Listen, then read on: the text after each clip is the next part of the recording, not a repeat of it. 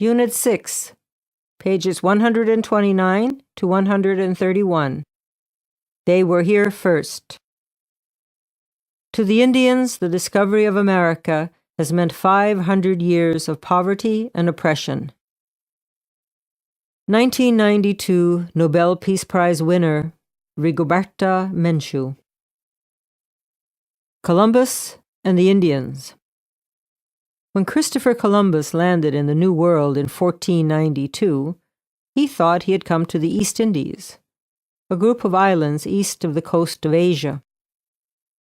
Therefore, he called the people who lived there Los Indios, or, in English, Indians. Columbus made a mistake, but the name Indians has been used ever since.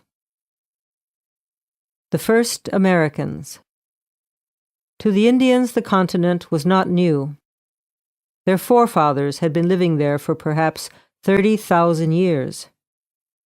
They lived in tribes across the continent. There were about 600 different Indian tribes: the Cherokees, the Navajos, the Mohawks, the Apaches, the Crees, the Pueblos, the Sioux, the Cheyenne, and the Comanches, just to mention a few. The tribes used well over 300 languages, and they had their own traditions and ways of life, depending on where they lived. The European settlers and the Indians. The meeting between the American Indians and the European settlers was a meeting between very different cultures. The Europeans came to the New World for different reasons, but most often they came to farm and to build new homes. So they needed land. At first, the Indians were glad to share their land and their food with the immigrants. The American holiday of Thanksgiving celebrates this Indian generosity, dating back to 1621. The Indians believed that the land was there to be shared by all men. They worshipped the earth as their mother. It gave them food, clothing, and shelter, and they took from it only what they needed. But many settlers thought the Indians were savages and that their way of life had little value. Many did not bother to discuss with the Indians whether or not they wanted to give up their land. Bit by bit, they occupied the best hunting lands, the fields, and even Indian towns. A sad story. The collision between the white settlers and the American Indians is a long and sad history of intolerance, broken promises, greed, and cruelty. At the time when Columbus arrived in the New World, there were at least 1.5 million Indians north of the Mexican border.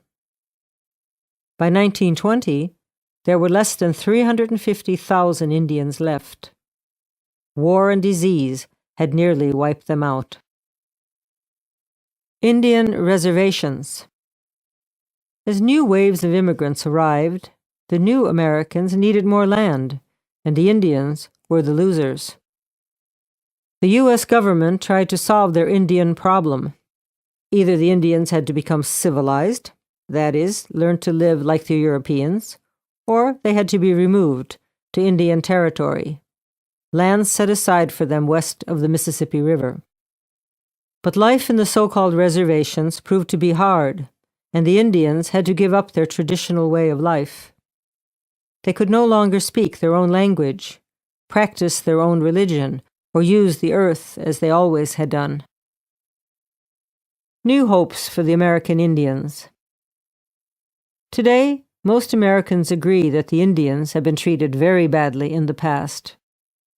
Their status in American society is about to change.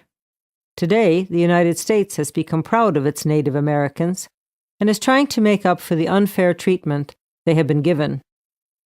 The Indians are proud of their roots. The number of those who look upon themselves as first Americans is steadily growing, and today there are about 2 million of them in the USA. The majority live in large cities and rural areas throughout the country, while the rest still live on about 300 reservations. Life on the reservations varies greatly. There have been many improvements made by the Indians, and a few reservations have become wealthy and successful.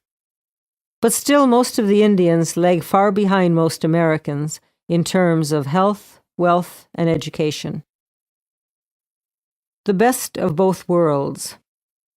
Today, most Indians hope for the best of both worlds.